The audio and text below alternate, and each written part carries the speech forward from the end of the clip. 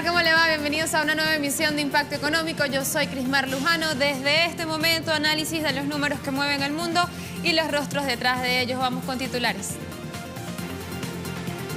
Uruguay acumula 15 años de crecimiento ininterrumpido. ¿Cómo lo ha logrado? Tenemos los datos. Tierra y desigualdad, un flagelo que América Latina enfrenta aún con muchas tareas pendientes que resolver. Hoy lo analizamos. Y todo un cóctel económico enfrenta a Estados Unidos. La Fed alerta de un alza de las tasas de interés, el déficit alcanza topes históricos y esa guerra comercial con China se ve a la vista.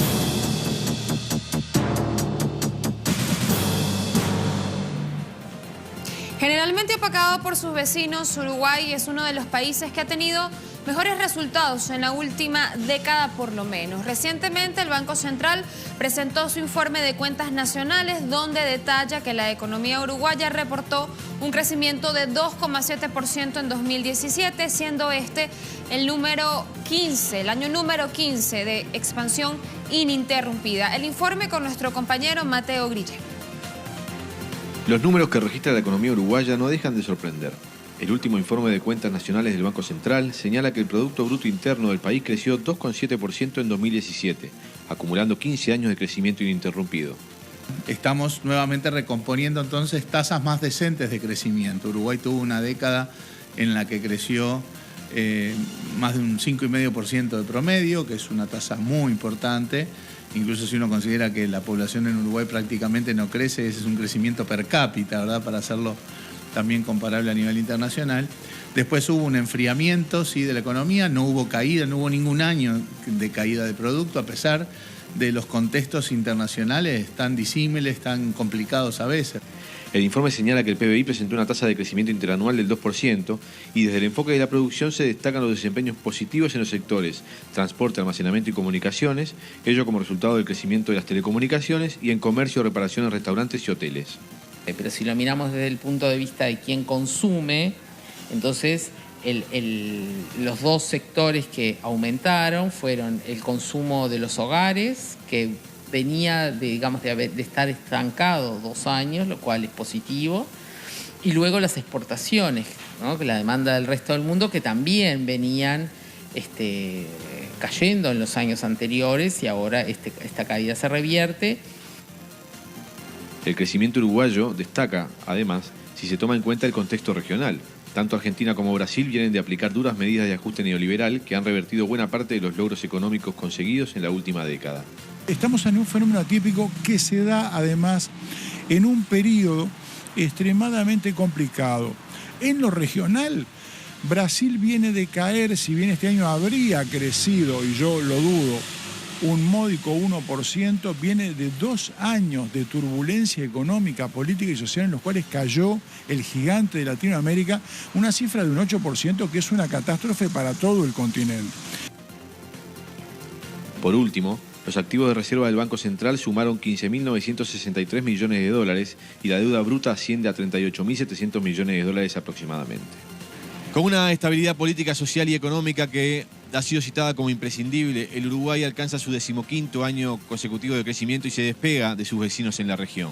Alcanza un PBI per cápita de cerca de 17.000 dólares y un Producto Bruto Interno de 60.000 millones de dólares. Mateo Grille, Telesur, Montevideo. Ahí teníamos el informe de nuestro compañero Mateo Grille. Continuamos con más informaciones de Latinoamérica.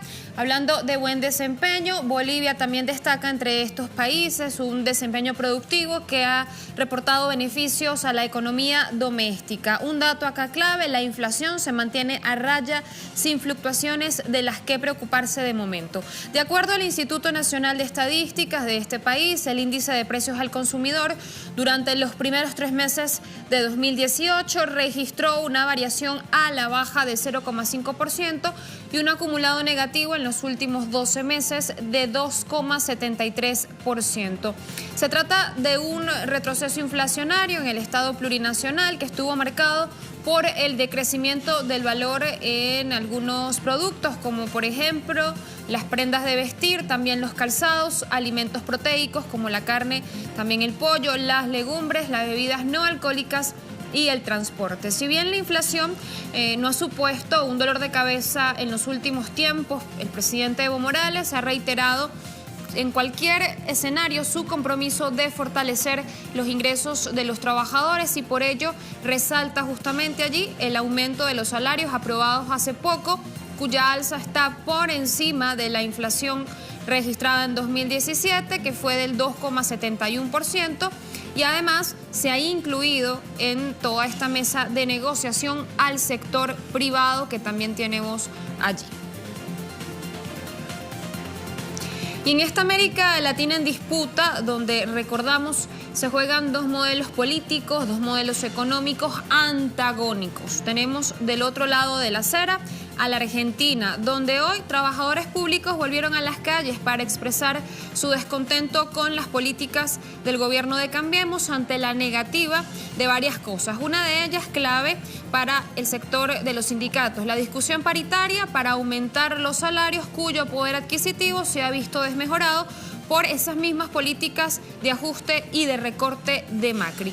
En varios puntos de la ciudad de Buenos Aires, gremios docentes, públicos y privados, trabajadores bancarios y del sistema subterráneo paralizaron sus actividades para rechazar el ajuste económico del presidente Macri, quien pretende comprimir la administración pública mediante un recorte presupuestario de al menos $1.000 millones para el año 2019. Asimismo, el descontento laboral que ya viene dándose desde hace algunos meses y podríamos incluso desde llegada Cambiemos al poder, está motivado esencialmente en estos últimos tiempos por un insuficiente incremento salarial propuesto por el gobierno que solamente sería de 15% dividido en 3 tramos a lo largo de este 2018 ya corriendo. Un alza que denuncian es insuficiente por que ha previsto el Banco. Igual Cambiemos parece no tener en cuenta en su ajuste salarial o que este ajuste salarial está muy por debajo de los tarifazos en los servicios públicos que ya promedian al menos un 35%, un dato que también omitió, por cierto, el presidente Mauricio Macri.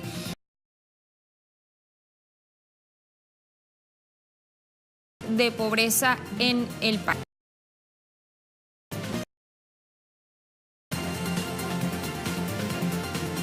Si desea obtener más detalles sobre cuál es la política que mantiene el gobierno argentino en torno a los salarios de los trabajadores, le recomendamos el artículo del economista Pablo Warren del Centro Estratégico Latinoamericano de Geopolítica y el cual está titulado Reducir el salario real, un objetivo central del gobierno de Macri. Lo puede revisar a través de la página web www.celag.org.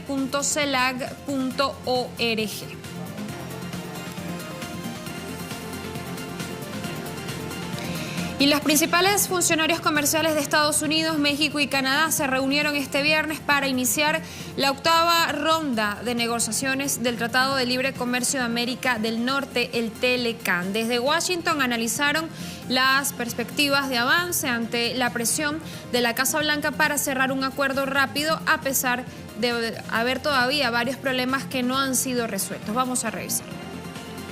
El presidente Donald Trump, quien mantiene su amenaza de retirar a Estados Unidos del TLCAN, aseguró que los 3 países amigos tienen algo que anunciar muy pronto. Lo dicho podría responder a que su equipo de negociadores ha sorprendido con un repentino cambio en la postura de Washington respecto a las reglas de origen del sector automotriz, renunciando a su demanda para que los vehículos producidos en Norteamérica tuviesen al menos un 50% de componentes estadounidenses.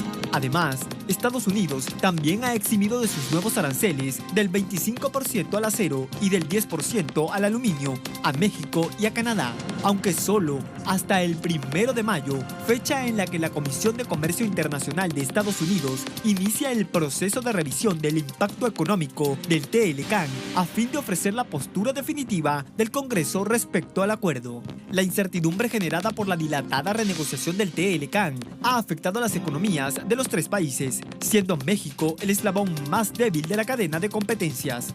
Según la encuesta de marzo de Banxico llamada Expectativas de los especialistas en economía del sector privado, el principal factor que puede obstaculizar el crecimiento de México es la política de comercio exterior, en 26% de las respuestas. Y de acuerdo con el grupo financiero BBVA Bancomer, el TLCAN ha afectado el tipo de cambio y la caída de la inversión en el país, en medio de un contexto electoral de cara a los comicios presidenciales a celebrarse el próximo 1 de julio.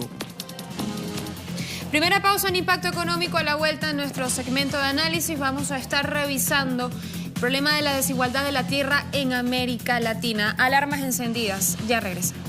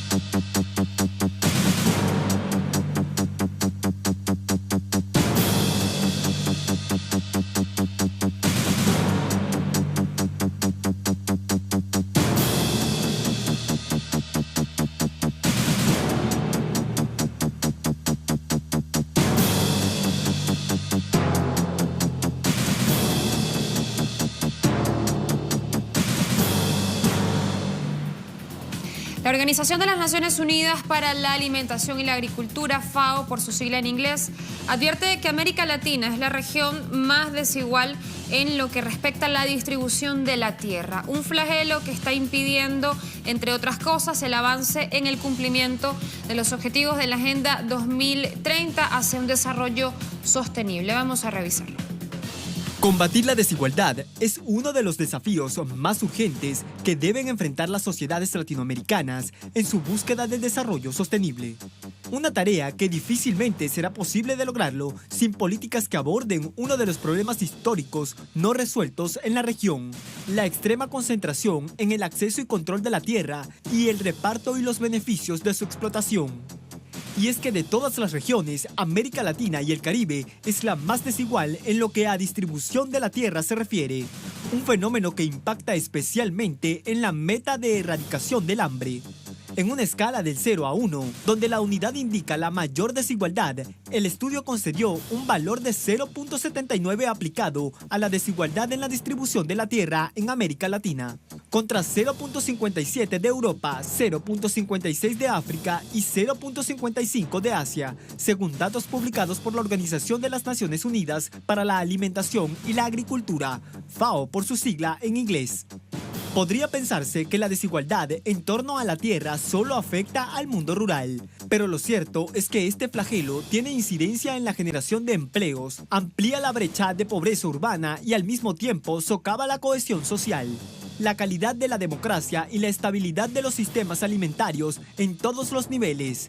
No por casualidad, el acceso igualitario a la tierra se ha definido como una meta clave para 3 de los objetivos de la Agenda 2030 para el Desarrollo Sostenible adoptada por más de 150 jefes de Estado en 2015 en el marco de la Cumbre de las Naciones Unidas. En este sentido, se ha instado a los gobiernos de los países del área a mejorar la gobernanza de la tenencia de la tierra, la pesca y los bosques en el contexto de la seguridad alimentaria para reducir la pobreza rural y lograr avances sustantivos en la lucha por erradicar el hambre. Pero la desigualdad en torno a la tierra no se limita a la forma en que se distribuye la superficie productiva. La competencia por la tierra y la concentración de poder en torno a esta se han intensificado en los últimos años con la acelerada expansión del extractivismo. Y es que si bien explotar los recursos naturales ha contribuido a impulsar el crecimiento económico en la región y a mejorar los servicios públicos en países que supieron aprovechar la bonanza de precios para aumentar su inversión social, las actividades extractivas concentran los beneficios en manos de unas élites que despliegan su dominio sobre la tierra para acceder a todas las fuentes posibles de materias primas. Este panorama muestra de forma contundente que para erradicar la pobreza y alcanzar el desarrollo sostenible en América Latina es imprescindible una redistribución de la propiedad y el control de la tierra, así como de los beneficios e impacto del extractivismo, asegurando tanto los derechos individuales como los colectivos. Estos objetivos deben regresar al centro del debate político sobre cómo avanzar hacia sociedades más prósperas e inclusivas. Redistribuir la tierra, primer paso para erradicar el hambre. Más de la mitad de la tierra productiva en América Latina está concentrada en el 1% de las explotaciones de mayor tamaño. Según el análisis de los censos agropecuarios realizados por Oxfam, la lucha por la tierra ha provocado conflictos internos, desplazamientos y violaciones de derechos humanos. De la región, Colombia es el caso más extremo. El 82% de la tierra productiva del país está en manos del 10% de los propietarios y el 68% de los predios tienen menos de 5 hectáreas. Con esto, 8 de cada 10 campesinos no son dueños de la tierra que trabajan. La situación se agudiza si se tiene en cuenta que el 60% del territorio rural colombiano es informal.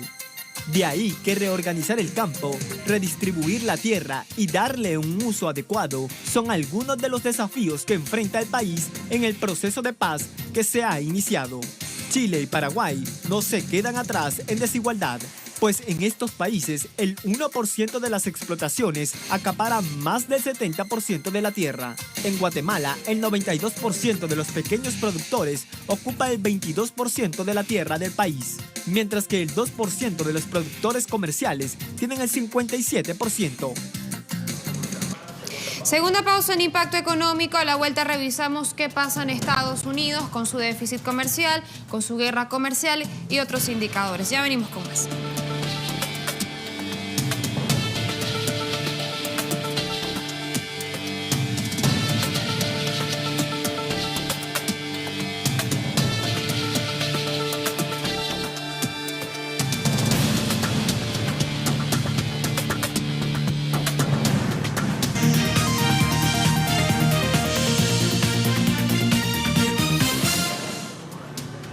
Predecible, la palabra del día. La Reserva Federal de Estados Unidos seguirá adelante con su retiro gradual de sobreestímulos inyectados al sistema bancario durante la crisis. Portal Economía Hoy México titula justamente algo sobre este tema. Jerome Powell apunta a más alzas graduales de las tasas de interés. En su primer discurso sobre perspectivas económicas y monetarias desde que asumió la jefatura del Banco Central estadounidense, Powell aseguró que el mercado laboral parecía estar cerca del empleo pleno y que la inflación repuntará en los próximos meses, pero para ello la entidad financiera necesitará realizar ajustes en su tasa de interés muy pronto. Allí avivaba otra vez ese juego de expectativas, aunque esta vez no sobre la decisión en sí misma, sino de cuándo finalmente sucederá. Desde ya, lo que sí es que economistas advierten que el reto de la Fed será el de efectivamente endurecer la política monetaria e implementar incrementos suaves y progresivos de las tasas de interés, pero que en cualquier caso esto no despejará el riesgo de que se aumente o que se alimente un nuevo ciclo de sobreendeudamiento y de burbuja de activos. Y en medio de las tensiones comerciales entre Estados Unidos y China, hay algo que no para de aumentar, además de esa tensión, y es precisamente el déficit comercial estadounidense. Pese a todas las promesas, las amenazas y ahora ya los aranceles propiamente dicho, el desequilibrio de la balanza comercial es de un 24% más alto de cuando Trump tomó posesión del cargo. En números redondos, el rojo en los intercambios de bienes y servicios ascendió a 57.600 millones de dólares en febrero y se coloca en el nivel más alto en casi una década. Así es, se trata del mayor desequilibrio desde octubre de 2008, justamente cuando ahí tomaba cuerpo la crisis financiera, pero además es 1,6% mayor que el registrado en enero pasado, hace justo un año. Cuando Trump tomó posesión de la presidencia de Estados Unidos, el déficit comercial del país con el resto del mundo rondaba los 45.900 millones de dólares. La tendencia al alza va entonces en ese sentido completamente opuesto a la promesa del presidente Donald Trump, que está en proceso de desplegar todo su arsenal proteccionista sin mucho éxito.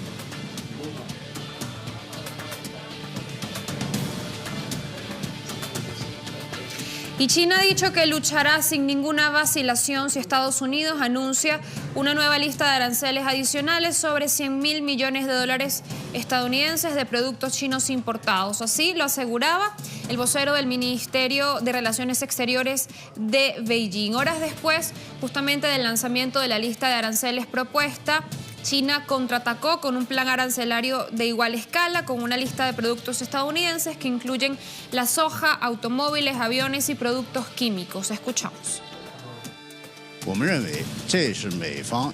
Parece que Estados Unidos ha juzgado gravemente la situación y ha tomado acciones extremadamente equivocadas, lo que perjudicará sus propios intereses. China está totalmente preparada y luchará resueltamente a la vez sin vacilaciones si Estados Unidos anuncia una lista de aranceles adicionales en 100.000 millones de dólares estadounidenses de productos chinos. Hemos dicho esto antes, Estados Unidos no debería correr ningún riesgo. China cree que esto es causado por los Estados Unidos, que aplica el unilateralismo para contrarrestar el multilateralismo y utiliza el proteccionismo para contrarrestar el libre comercio. Si se amenaza el multilateralismo y el libre comercio y se pone en peligro el proceso de globalización económica, la recuperación de toda la economía mundial sufrirá. Esto es perjudicial para los intereses vitales de China e incluso más perjudicial para los intereses comunes del mundo. Frente a un tema tan importante, debemos luchar resueltamente. Cambio de tema. La cooperación en el marco del acuerdo de la Organización de Países Exportadores de Petróleo y los países fuera de este bloque será ilimitada. Así lo decía de claro el ministro de Energía de Rusia, añadiendo que de hecho los países de la OPEP Plus ya representan una organización en sí misma que se reúne regularmente para examinar este acuerdo. Ponemos en contexto. Recordamos que a finales de 2016 los miembros de la OPEP, junto a otros grandes productores de petróleo, entre ellos Rusia, allí liderando ese grupo, firmaron un acuerdo histórico para reducir la extracción de crudo. El primer objetivo, disminuir la producción conjunta en 1,8 millones de barriles diarios y así ayudar a un repunte positivo de los precios del petróleo. Pero además, el otro objetivo, y que sigue siendo uno de esos principales retos, es recuperar la gobernabilidad del mercado energético, vapuleado justamente por la especulación financiera. En todo caso, ya han dicho que esta cooperación OPEP Plus será ilimitada y de allí justamente mencionan que habrá un próximo encuentro entre los ministros de los 24 países signatarios de este acuerdo que se va a celebrar el 22 de junio en Viena.